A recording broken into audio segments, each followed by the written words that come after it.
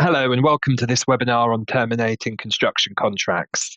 My name's Robert Reed and I'm a lecturer in construction law at King's College London. Today we're going to be exploring the following aspects of terminating construction contracts. So firstly, we're going to look at what is termination. Then we're going to look at on what grounds a construction contract be terminated. And in doing so, we'll consider both termination on the basis of the common law right to terminate for repudiatory breach, as well as contractual termination. We'll look at the procedure to be followed if you're terminating a contract, as well as the consequences of termination.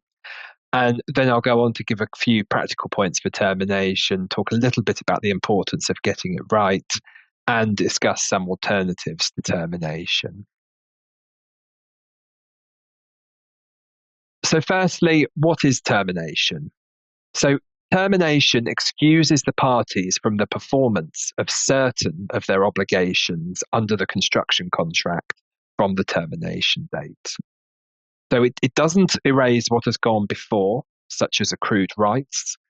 And even moving forward, often it's only the primary obligations which are affected, such as the obligation to pay and the obligation to carry out the works, as opposed to all the obligations. So, on what grounds can a construction contract be terminated?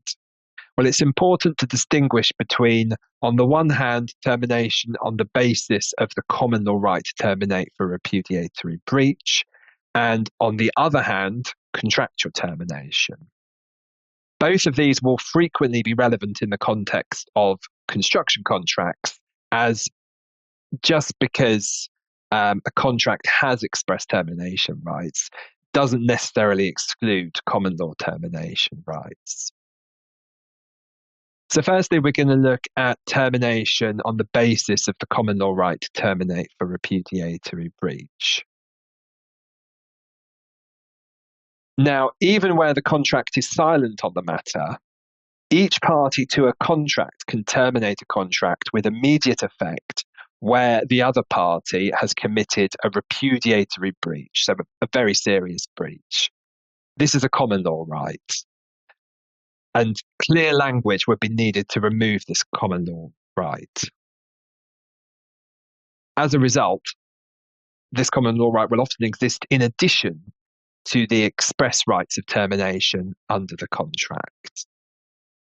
Now, there are essentially 5 types of repudiatory breach, which I'm going to talk you through.